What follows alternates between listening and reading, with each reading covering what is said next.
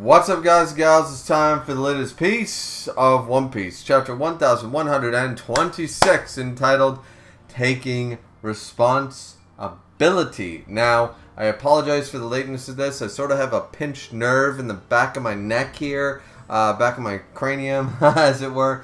And so I haven't been able to really twist my head without severe pain for the last couple of days. But we're here now. Time to talk a little bit about One Piece chapter 1126.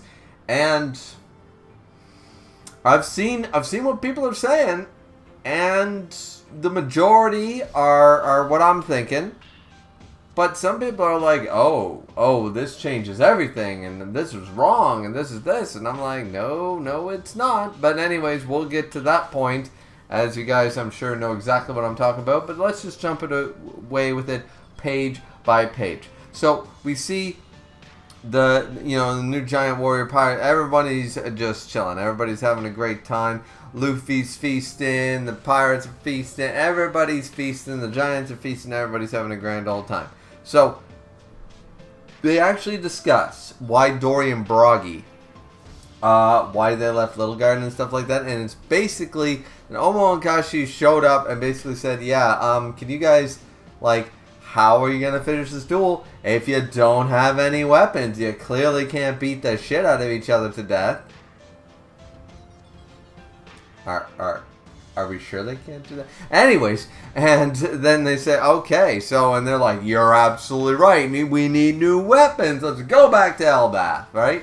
So that's apparently, and they're going to continue their fight, and Nami's like, oh my Christ, I cannot deal with this. Never mind this super macho bullshit. Nami is too feminist for that shit and just moves on, right? And Usopp is like, no, how dare you? And Luffy's like, you tell her, Usopp, and stuff like that, right? Now, this is where these guys are having absinthe.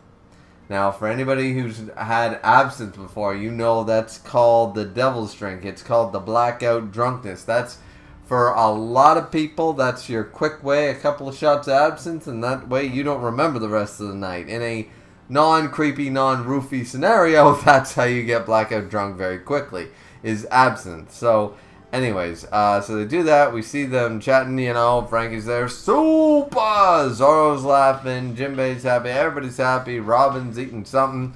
Everyone's having a good time, and Bonnie's just in her little kid-like form going, we finally get the chance to see it together, Daddy. And it's just like, hee hee, the horizon is at sea, woo hoo hoo hoo. And there's Kuma, who's smiling, just holding Bonnie, and everything seems to be okay. So Kuma is actually apparently still alive, quote unquote. Okay. I mean, I'm happy for Bonnie and Kuma. I hope that they just recover in Elbath or whatever destination they reach. I hope they just stay there. Maybe they can travel later on when things simmer down. Obviously, right now, Bonnie and Kuma will need a shit ton of protection if the world government is seeking them and stuff like that, so they won't be able to go off on their own. I don't think they're going to join the Straw Hat crew either, but I think this is going to be one of those things where it's like, yeah, okay, we'll travel with Dory and Broggy, but that's what we're going to have to do. So anyways, now we jump away to what happened in a cover story. As we know, this happened, I believe this happened in a cover story where Bartolomeo burned the red-haired Shanks' flag. And I was like, Luffy's the best! Screw Shanks! We got Luffy! And Straw Hat Luffy is the way to go! And here comes the narrator. 1 month earlier, at the island of Cartel in the New World, an incident occurred. In the territory of red-haired Shanks, Emperor of the Sea, the pirate known as Bartolomeo, the man-eater, burned the flag and delivered a blow to their honor. So here they are. They showed up, and we know that the timelines add up for this. So clearly the stuff sort of happened because about the Wano incident and stuff like that. There was that when they stopped Green Bull in Wano and the conversation they had before attacking the kid pirates and stuff, that this all sort of transpired around the same, 1 month prior, right? So the timeline just sort of adding up here that Shanks had already dealt with this at this junction. And he just brings up, he's beating him up, and there's the whole crew, and it is Shanks, and it's the whole red-haired crew. And I was not expecting this. I saw some leaks for this chapter. I was like, what? Shanks makes Bartolomeo drink poison. No, he doesn't. I'm like, there's no fucking way that's true, right? Kinda? And I was like, when you read it out of context, it's just like, this makes no goddamn sense. But then, when you get the narrator cards, and you're like, oh, I remember what Bartolomeo did, yeah. And then Shanks just brings up, listen, Luffy or not, I can't let you get away with it. He doesn't say this, but basically, Shanks, and this is what a lot of fans are bringing up, it's like, but Bartolomeo is a dude who is right there with Luffy. He's Luffy's #1 fan. Surely Shanks could cut him a break. It's like, no. No, he cannot, regardless. Like, I think Teking brought this up, and I think maybe King of Lightning did too. I'm not sure. I watched a bunch of One Piece YouTubers. But I know that at least 1 or 2 people brought this up in the reviews that I saw and said, if they met just randomly, like Ace showing up back in the flashback, you know, when Ace showed up to say, hey, Shanks, like, I'm not here as a Whitebeard person or here to fight you. I'm here to just say, hey, you know my brother Luffy. Oh, Luffy, this is awesome. Let's drink. You know, same when Mihawk showed up on the island with the One Punch. It's like, you here to fight? No, I just thought you'd let you know this. All right, time for a celebration. Had Bartolomeo shown up in Shanks' territory, had he shown up on the Elbaf Island and just said, hey, you know Luffy? I know Luffy. Luffy's awesome. Luffy is awesome. Let's have a drink. Let's party, right? But that's not the situation here. And Shanks, once again, has a reputation to uphold. He's one of the emperors. His flag was dishonored. It might be Bartolomeo today, but if he lets him go, it's going to be literally saying to the world that, you know, tomorrow it could be a big, it could be a heinous crew, somebody led by Caribou or like a Blackbeard crew or something like that. You know what I mean? If Shanks lets this go, this is saying it's okay, I'll forgive you. I'm the lenient emperor, and that makes you weak to the rest of the world. That's not allowed. Shanks needs to say, you come into my house, you come into my bar, my boat, you follow my rules, or you're dead. There are no. I might be perceived as the pretty boy. I might be the most compassionate of the 4 emperors. But I am still a goddamn emperor. And you will respect that. And Shanks cannot afford to lose even a milligram of respect when it comes to that shit. You can't just get away with burning down the flag of an emperor without that emperor hunting you down. Shanks is not an exception to this rule. These are pirates, people. So everyone arguing against this shit is just like, no, it has no bearing that Bartolomeo is not a bad guy and he's just a Luffy fanboy. That is not part of the equation. Just take that out of context. It doesn't matter who burned down the flag. They burned it. There needs to be answers, right? So he says, if I allow you to get away with this, all the other islands and pirates to whom I've given my flag, my protection to, once again, remember what happened when Whitebeard died? Remember the anarchy over the Whitebeard flag? Shanks ain't about that while he's still breathing, especially, he's not about to let that shit slide. He goes, my friends, my pirates, my islands, my family, and everyone I know will be subject to endangerment because of that. And Bartolomeo, beaten up, bloody, which, by the way, he has the barrier fruit. Let's, just for context here, he has the barrier fruit, the one that Odin supposedly couldn't cut through. Just so we're clear, Odin couldn't get through this barrier. Bartolomeo is beaten to a bloody fucking pulp. Shanks, or Ben Beckman, or Lucky Roo, or YASOPP, somebody was able to literally, because I'm sure Bartolomeo didn't not use his powers. Why wouldn't he? I don't think Bartolomeo would literally, I'm not going to protect myself.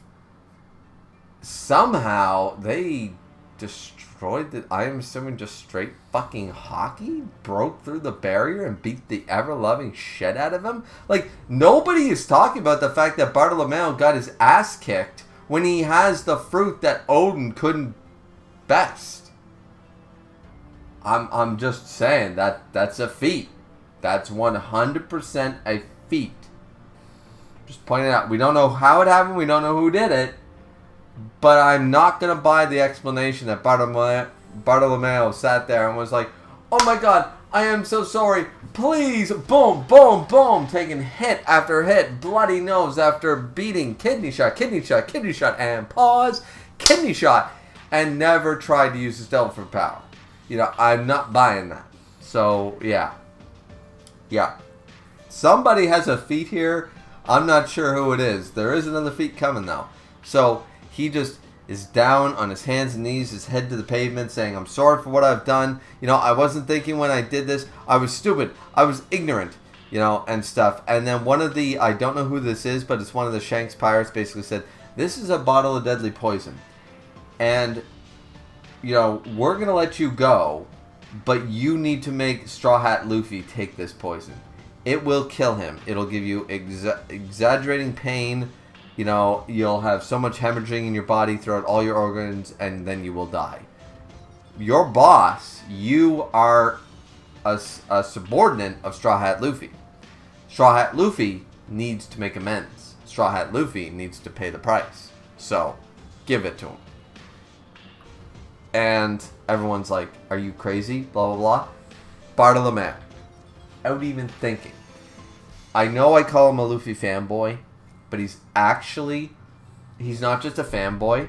He's not there when the going's good. He's not a coward. He's not an Usopp level fan. He's not a, I'll ride this out because it's convenient. I'll ride this out because you offer me protection, whatever, you know, and we know the tropes. I could list many characters in many anime who act like this, and it bothers me. I always hate it. Bartolomeo is not just a fanboy. He's not just a subordinate.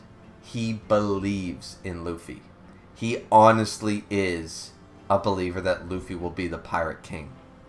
And I've not had more respect for him than right here, right now in this chapter, because without hesitating, he grabs the bottle with his mouth and drinks it immediately. And everyone's like, no, what are you doing? It'll kill you. And he's like, spit it out, spit it out. And he downs the whole bottle. He goes, you're going to split up blood and die. And he's like, I'm okay with that. And Ben and Shanks are looking at him. And he goes, Luffy didn't give us, like, we forced it upon him. He didn't willingly, he didn't offer us the cup of sake. He didn't, you know, drink from the flag. He let us do this on our own volition. We chose to follow him, and he said, do whatever you will. It has nothing to do with him. Please don't blame him for what I've done.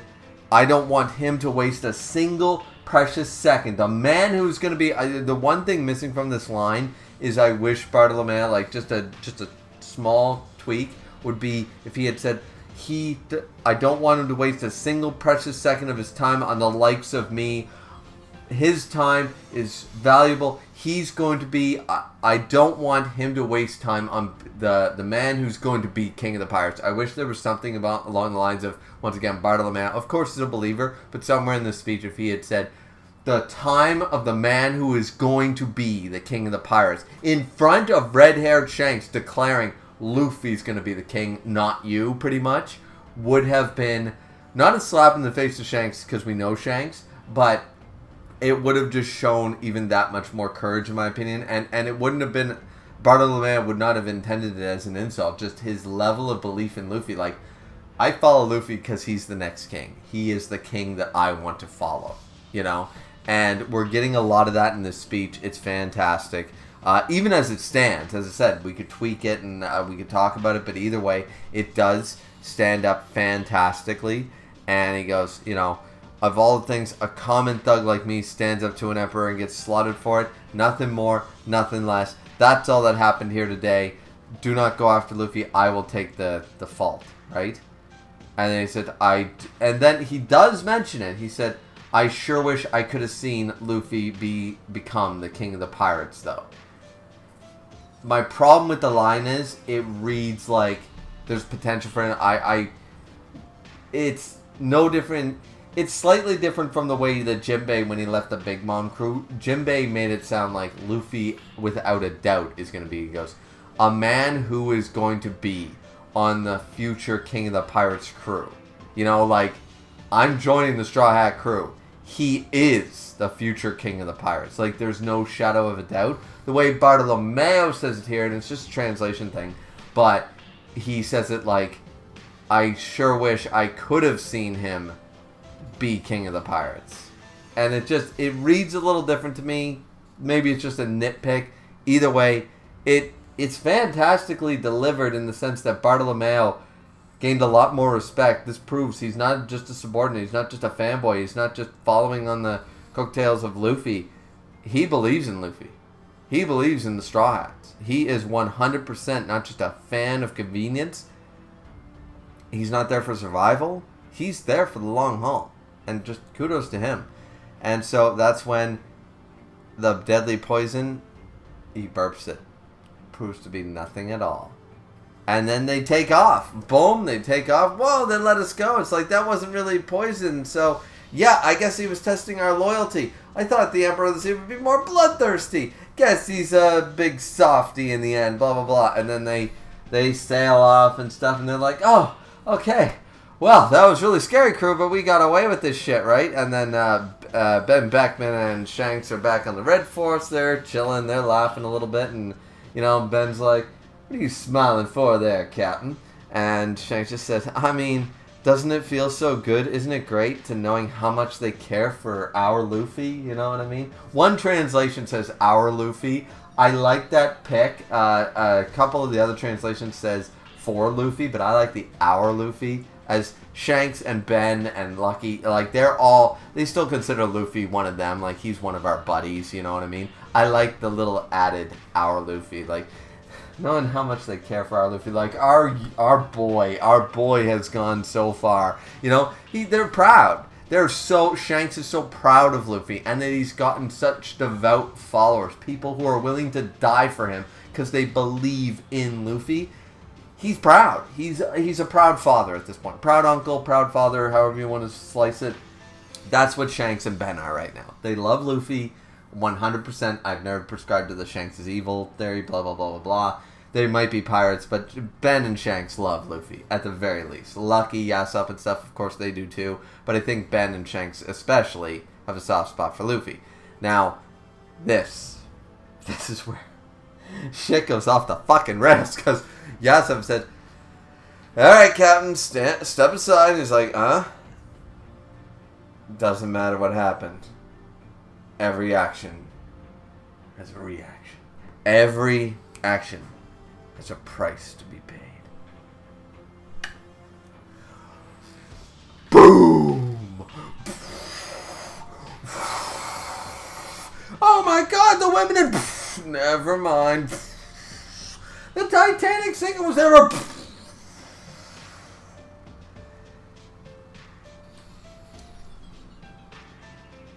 So, YASOPP fires one bullet from a musket-level little rifle thingy.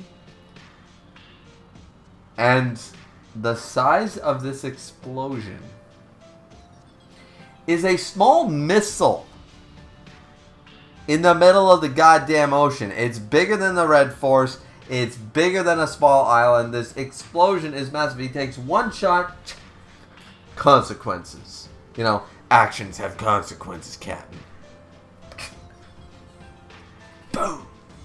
And just annihilates. The Bartolomeo pirate ship sinks in the waters of Gartel Island. Status of there are reported no survivors, as we know. And it's just like, okay, so this is the big thing that everybody's talking about as far as this chapter goes. And I agree. Was YASOPP right? So many people are saying, was YASOPP right to do this? And or did YASOPP do this outside of Shanks' orders? No, it's not outside of his orders. I think this was 100% YASOPP did it because he's like, yeah, no, we cannot, like Shanks said, I can't let you slide with this one. I can't have you going around knowing that you burned my flag down and I let you go with a slap on the wrist. I'm an emperor. There's a rule for that. No different than everyone said Zoro was so harsh. An old man died. Yeah, it was Vegapunk. Doesn't matter. One old man died. You're a Yonko. A lot more death coming through. Get over it, Luffy. Like, Zoro's being a realist. Everyone's like, oh, it's so... It's like, once again, when you get to that level, when you become a general, when you become a president, when you become a leader of a country, which is basically what these guys are. They are leading almost military-level forces. People are going to die. You are going to send armies into battle, and troops are going to die. You try to minimize that situation, but it's a fact of life. And if you get disheartened and, oh, woe is me, into a fetal position every single time one soldier dies, you're not cut out to be the general, are you? And that's what Zoro was pointing out. And this is what Shanks and YASOPP are pulling off right now. 100% Shanks is not going to reprimand YASOPP for doing this. In fact, it was probably Shanks' idea. YASOPP been with him so long, he's like, yeah, we got to do this, you know, one way or another. And they know this is the rule. These are the rules of the sea. You abide by the rules of the sea. We are pirates. We are emperors. This is the law. And if you break the law, regardless of who you are, this is what happens. The only exception we've ever seen to this is Garp. And we know that Garp defies the Marines all the goddamn time. But they can't kill him because he's literally Garp. But, once again, Garp doesn't need to save face. Worst comes to worst. If Garp loses, the world government loses face, not Garp. And if Garp wins the day, well, it's just more face for the world government. Garp is in a win-win scenario when he lets this shit slide. Emperors can't afford to do this. Shanks was right. YASOPP was right. Bartolomeo Pirates screwed up. And they paid the price. They paid the consequences. These are the seas. This is, you know, this is the reality. And a lot of people talking about this one. And a lot of people arguing. I've seen it. I've seen tons of arguments on this one. And I just don't see your argument. I don't see how. If it was Big Mom or Kaido or anybody else, you'd expect the exact same result, if not worse. So why do you think that it's okay that Bartolomeo, because we like him, because he's Luffy's subordinate, that makes it okay what Bartolomeo did, that there was no consequences? It's like, I don't know what 2-piece, 3-piece thing you're reading, but this is One Piece. And Shanks is still an Emperor of the Sea, and unlike Luffy, Shanks knows what that title carries, and what it represents, and what it means. So, it's 100%, he's absolutely right. Then we go to Hachinosu, and Blackbeard starts bitching. Honestly, it doesn't... Honestly, this was one of the most... So much dialogue, and all it boils down to is, he's bitching out his commanders, and then, like, they're all sitting around and stuff. It was like, so we lost Kobe, but we got Garp. And it's like, well, alright, we traded him in. Now, this is where Kuzan says, to be honest, I was going for the kill. But he still somehow survived. Garp's a monster, you know what I mean? And even Blackbeard says, do not beat yourself up. That was Garp the Fist. Who else could possibly take him down? Once again, reaffirming, no matter what translation you read, once again confirming that even Blackbeard be like, you took down, I mean, it took half of my top officers plus you, but you still managed to capture Garp. I'm kind of surprised that was even possible. Once again, showcasing that Blackbeard does not like fair fights and does think that Aokiji, once again, if anybody thinks that Aokiji isn't the strongest member of Blackbeard's crew, I don't know what you're smoking. But, you know, and obviously I don't want any of it because it's killing your brain cells. But Kuzan is 100% like, holy shit, like, I still tried to kill him and my god, the man still survived. Goddamn. So, he is bandaged up, chained up, we confirm Garp's alive. Who the hell is watching him, by the way? Like, I see all the top commanders here, so who the hell is actually keeping an eye on him? You think that Chains can keep down Garp?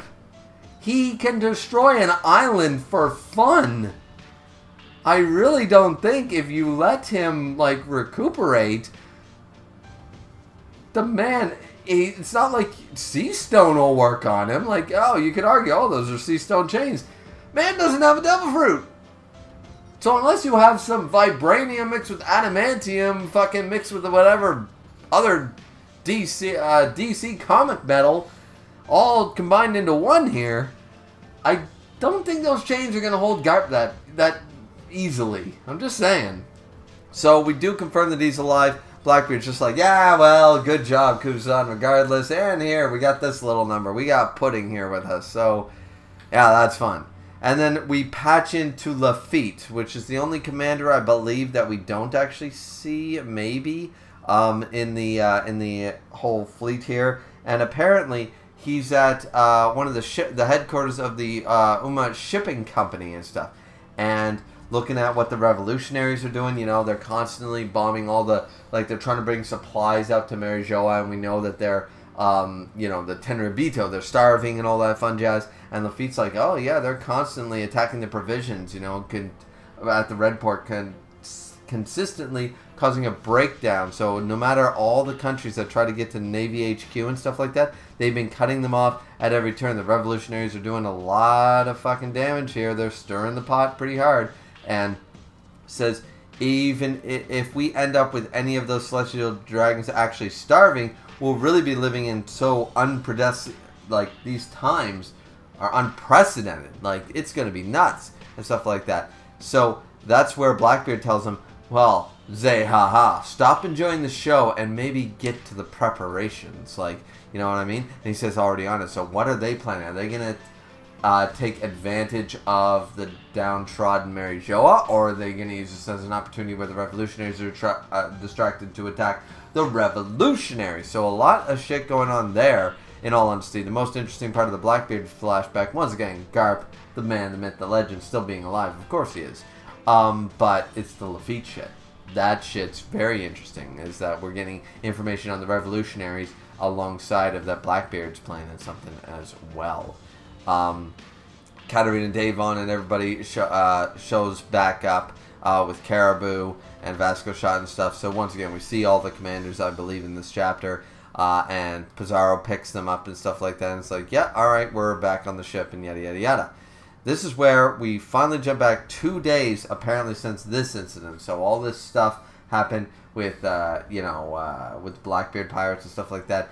2 days have passed, I believe, since leaving Egghead as well, is what exactly it's talking about. And all of a sudden, they can't find the Thousand Sunny. They have not reached Elbaf yet for some reason. Some of the Straw Hats are on the giant ship. You know, Jim Bay's there, Robin's there, Frankie's there and stuff. But the people that were on the Thousand Sunny has disappeared. They haven't reached Elbaf yet, the giant ship, and they can't find the Thousand Sunny, who has Luffy on it, and Nami, and a slew of other characters, and we have no idea what happened.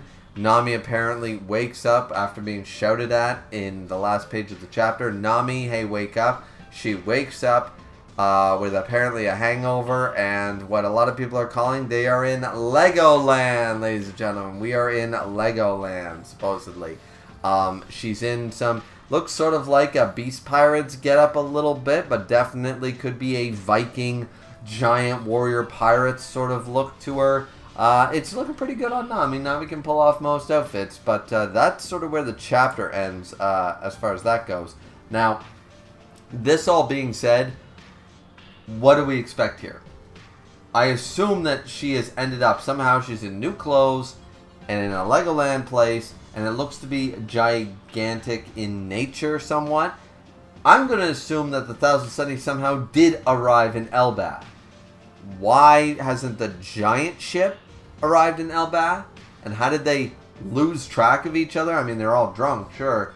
But over 2 days, they somehow lost them on at the end of the second day. You know, final day approaching Majora's Mask style, sure, but, like, how did all this transpire? I have no idea.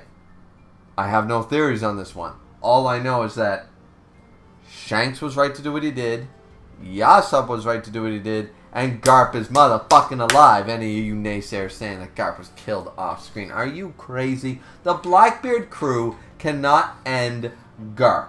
If they could, they would. But they can't because he's the strongest Marine. So, anyways, that's it from me, though. I love the chapter. I thought the chapter was a lot of fun. A lot of shit happened. A lot of shit went down.